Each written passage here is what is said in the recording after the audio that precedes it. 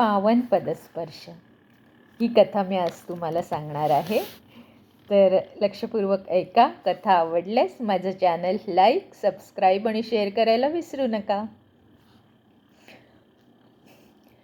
पूर्वीपासून पुराणामधून पतिव्रता असण्याची जबाबदारी स्त्रियांवर दिली गेली आहे. पुरुषांवर मात्र तसली कोणतीच जबाबदारी न ठेवण्याचा पक्षपात पूर्वीच्या ग्रंथकर्त्या पुरुषांनी केला आहे. घराण्यातून एकाहून जास्त स्त्रिया करण्याचा प्रघात असताना आणि मोहमय प्रसंग आले असतानाही एकपत्नी व्रत आजन्म पाळलेला वीर श्रीराम हे या कथेचे नायक आहे. आदर्श पतिव्रतांमध्ये ज्या महान समजल्या जातात त्या नावाजलेल्या 5 पतिव्रता म्हणजे अहिल्या, द्रौपदी, सीता, तारा आणि मंदोदरी. या महान का याचे उत्तर हे त्या काळात केवळ पतिव्रताच नव्हत्या तर पुरुषांकडून अन्याय सहन करून पतिव्रता राहिलेल्या स्त्रिया होत्या. यातल्या द्रौपदी सोडून 4 पतिव्रता श्लोकातल्या क्रमानुसार रामकथेत आल्या आहेत. त्यातली पहिली अहिल्या. या पंचपतिव्रतापैकी प्रत्येक स्त्री अत्यंत सुंदर होती. अहिल्या, द्रौपदी आणि सीता यांना त्यांच्या सौंदर्यामुळे आकर्षित झालेल्या शक्तिमान आणि सत्ताधारी परपुरुषांच्या वासनांपासून स्वतःला वाचवण्यासाठी वेळोवेळी स्वतःची अंतस्थ शक्तीपणाला लावावी लागली होती. अहिल्यावर तर देवराज इंद्राचा डोळा होता. अहिल्याचे पती गौतम ऋषी हे महान तपस्वी होते. दीर्घ दुष्काळात स्वतःच्या आश्रमात विशिष्ट पद्धतीने भात पिकवून ज्ञानवान ऋषी मुनींना सांभाळणारे, वाचवणारे हे मोठे यशस्वी प्रयोगशील ऋषी होते. धर्माच्या आचरणाबाबत ज्यांच्याकडे पाहून धडे घ्यावेत अशा विशुद्ध आचरणांचे ते मूर्तिमंत प्रतीक होते. इंद्र त्यांच्या तपोतेजाला आणि निष्कलंक पवित्र्याला पाहून दबकून राहिला होता. दबा धरून देखील होता. एरवी गौतम ऋषी त्या आश्रमातच तपसाधना करत असत.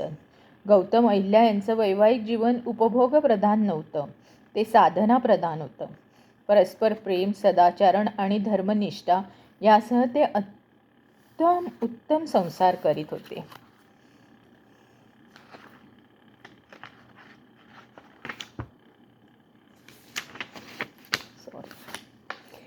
एका प्रसंगी याला ग्रहण लागलं. तो प्रसंगही ग्रहणाचाच होता. ते खग्रास सूर्यग्रहण होतं. ग्रहण काळात करायची साधना आणि धर्मकृत्ये गौतम आणि अहिल्या यांनी गंगा नदीच्या तीरावर जाऊन दोघांनी मिळून केली. नंतर उभयंतांनी गंगास्नान केले आणि स्वयंपाकासाठी अहिल्या आश्रमगृहात आली. गौतम ऋषी नदीकाठी तर्पण आणि दानधर्म करण्यासाठी काही काळ थांबणार होते. ही संधी इंद्राने हेरली आणि गौतम ऋषीचं रूप आणि त्यांचा वेश घेऊन तो अहिल्याच्या पाठोपाठ आश्रमात गेला. अहिल्याने स्वयंपाक करायला सुरुवात केली होती. गौतमांना वेळ लागणार होता म्हणून ती शांतपणे काम उरकत होती. अपेक्षित वेळेपेक्षा कितीतरी लवकर ऋषी परत आलेले पाहून तिला नवल वाटलं. पण त्याहीपेक्षा अधिक नवल तिला ते शारीरिक उपभोगाच्या इच्छा प्रकट करू लागले तेव्हा वाटलं. असा उतावळापणा तिने त्यांच्यात कधीही पाहिला नव्हता. अशा रीतीने धर्मकृत्य करून आलेली व्यक्ती इतक्या झटकन शारीरिक उपभोगाच्या पातळीवर येणं अभिप्रेत नव्हतं. शिवाय ग्रहण हा पितृतिथीची तर्पणादी कर्मे करण्याचा पर्वकाळ मानला जातो. त्या दिवशी शारीरिक उपभोग निषिद्ध मानला जातो.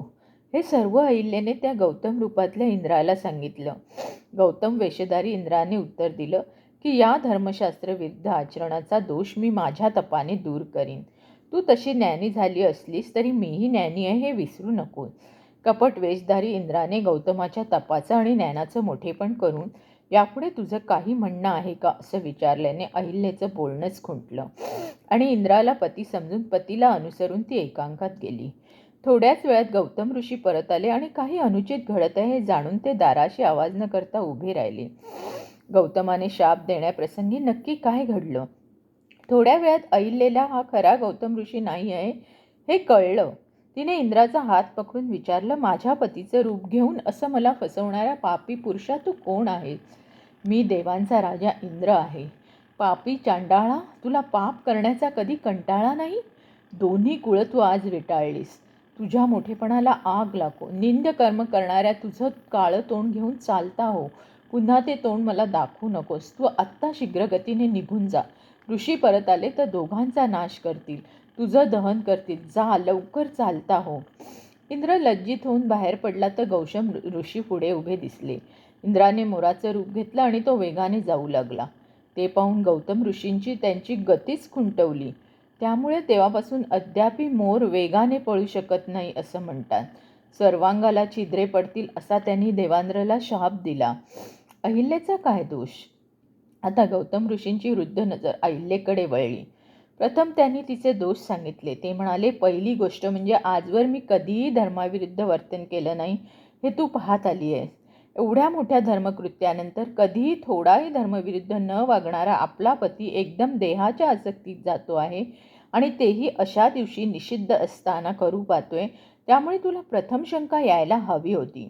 दुसरी गोष्ट म्हणजे आपल्या पतीचं कपट रूप धारण करणारा हा परपुरुष आहे हे त्याच्या एकांतातल्या वर्तनावरून काही क्षणातच तुझ्या लक्षात यायला हवं होतं आणि तू त्याला लाथ मारून हकलवायला हवं होतं.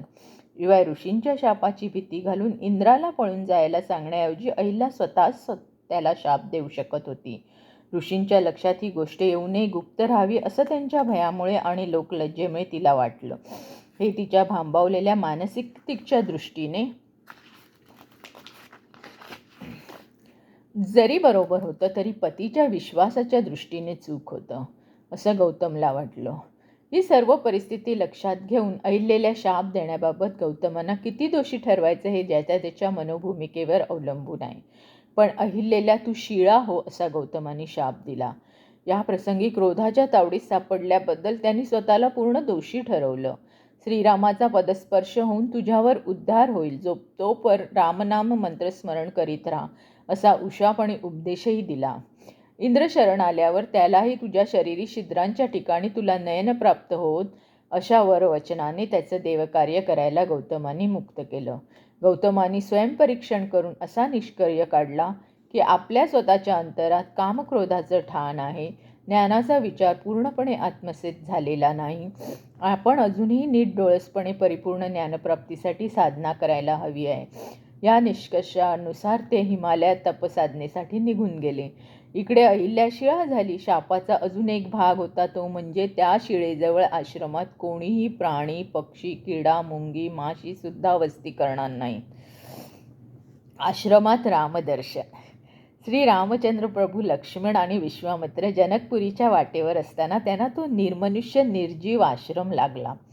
हा आश्रम असा निष्प्राण का असं श्रीरामचंद्रांनी विचारल्यावर विश्वामित्रांनी रामलक्ष्मणा त्या आश्रमाच्या आवरात फिरता फिरता त्यामागचं कारण म्हणून गौतमाच्या शापाची हकीकत सांगितली आणि ती सांगून होता होता श्रीरामाचा पदस्पर्श शिळा स्वरूपी अहिल्याला होऊन तिचा उद्धार झाला.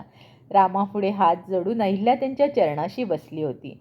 प्रेमाच्या आवेगाने तिचे शरीर पुलकित झाले. तिच्या मुखातून प्रयत्न करूनही शब्द उमटत नव्हता.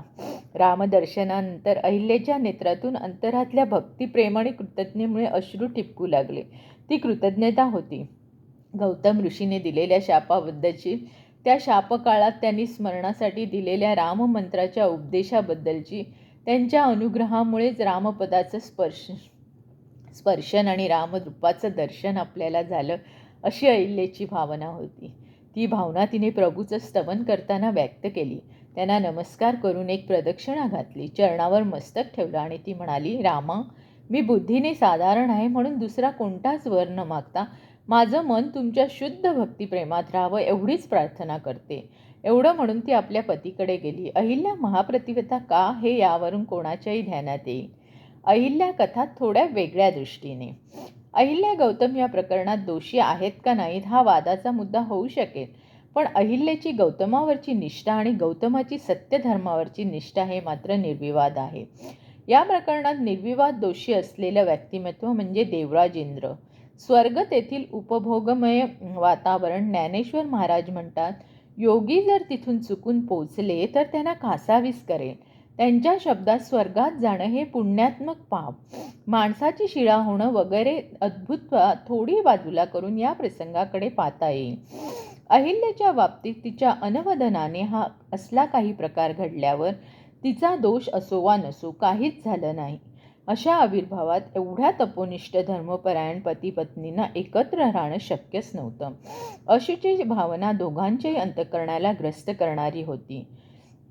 त्यावर वेगवेगळे राहून तपचरण करणं आणि ईश्वर प्राप्तीने जीवनाची कृतार्थता साधण्याच्या दिशेने स्वतंत्रपणे वाटचाल करीत राहणं हाच उत्तम उपाय होता. त्यामुळे गौतमाने शाप दिला. शिक्षा होणं म्हणजे काय? एकांतात साधनेत अशी निमग्न हो की बाह्य रसारक्ती लोप पावलेली जगत संबंधाबाबत जणू शिळाच झालेली व्यक्ती असं वाटावं. हा शिळा होण्याचा एक अर्थ आहे. आणि दुसरा अर्थ म्हणजे जिची ध्येयदृष्टी शिळेप्रमाणे अचल आहे अशी व्यक्ती हो, असं गौतमाच्या शाप्तात ध्वनीत होतं. त्यामुळे उपद्रव निर्माण होईल किंवा ममत्व निर्माण होईल आणि साधनेत व्यत्यय येईल असं काहीही तिथे असू नये, म्हणून तिथे कोणीही प्राणी राहणार नाही असा हा वचनाचा उपभाग होता. शिवाय गौतमांना ती नुसती बधीर होऊन राहायला नको होती. आपल्या पत्नीचा मुक्तिप्रवास बधित होऊ नये, उलट शीघ्र व्हावा अशीच गौतमांची इच्छा होती. रामनाम मंत्राने ईश्वर स्मरण अखंड करण्याची ही संधी उपयोगात आणावी म्हणून त्यांनी अहिल्येला शाप उशाप आणि मंत्रोपशाप देऊन तिच्या शब्दात सांगायचं तर तिच्यावर अनुग्रह केला. ती तपस्विनी झाली. उपभोगरहित राहून अशा अबाधित अवचलनित केलेल्या साधनेने मंत्राच्या स्मरणाने तिला रामपदाची प्राप्ती झाली.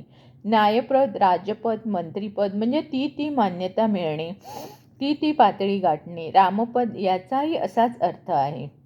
अंतःकरण राममय होऊन जाणे, त्या परमस्वरूपात व्यक्तित्व विलीन होऊन त्याच्याशी एकरूप होण्याची अवस्था लाभणं म्हणजे रामपदाचा स्पर्श होणं. त्याची अनुभूती हे ज्ञानमय दर्शनच होय.